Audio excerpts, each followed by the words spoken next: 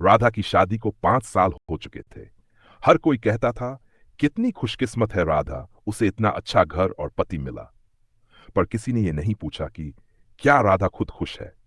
दिन भर घर के काम, सास ससुर की सेवा और रात में पति के साथ कुछ शब्दों का आदान प्रदान, बस यही उसकी दिनचर्या बन गई थी।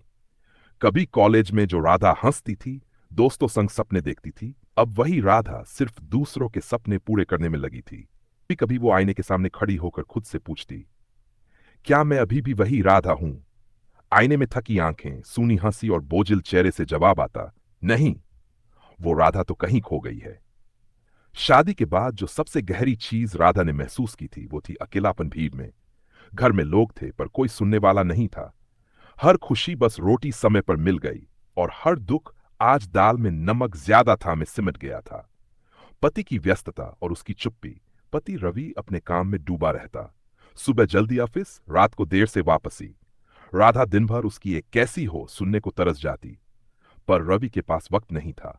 राधा ने कई बार कोशिश की बात करने की, पर हर बार जवाब वही, थक गया हूं, बाद में बात करेंगे। धीरे धीरे उसने बोलना ही छोड़ दिया। अब वो मुस्कुराती थी, पर भीतर कुछ टूटता रहता था। वो चाहती थी कोई उसके एहसासों को सुने, पर उसे हमेशा परफेक्ट बनने का दबाव दिया गया। उसके अंदर धीरे धीरे सेल्फ वर्थ कम होती गई। वो सोचती, शायद मुझ में ही कमी है, शायद मुझे ज्यादा नहीं सोचना चाहिए। लेकिन सच्चाई ये थी कि वो सिर्फ प्यार और समझ की भूखी थी, न कि सहानुभूति की। एक दिन, एक शाम राधा बालकनी में बैठी थी। बारिश हो रही थी, वही बारिश जो उसे कभी बहुत पसंद थी। वो चाहती थी रवि उसके साथ बैठे, थोड़ा हंसे, थोड़ा बातें करे, पर रवि मोबाइल में बिजी था। राधा की आंखों से एक आंसू टपका, बारिश में घुल गया, ठीक उसकी तरह, जो इस रिश्ते में घुलकर खुद को खो चुकी थी। कुछ दिन बाद उसने एक पुरानी डायरी खोली। उसमें उसके कॉलेज के सपने, कविताएं और अधूरी कहानियां थीं।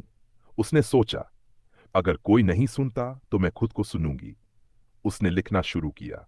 धीरे धीरे वो अपने अंदर की आवाज फिर से पहचानने लगी। उसका अकेलापन अब शब्दों में बदलने लगा। राधा ने समझा, अकेलापन तब नहीं होता जब कोई साथ न हो।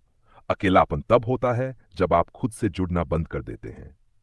उसने अब खुद से वादा किया, वो खुद को खोएगी नहीं, क्योंकि किसी रिश्ते के लिए खुद को मिटा देना प्यार नहीं, स्वयं से धोखा है। हर लड़की जो राधा की तरह चुप है, याद रखना, खामोश रहना सहनशीलता नहीं, आत्मत्याग है। कभी कभी खुद से बातें करना सबसे बड़ा इलाज होता है, क्योंकि रिश्ते तब खूबसूरत बनते हैं जब दोनों एक दूसरे को सुनते हैं, न कि सिर्फ निभाते हैं।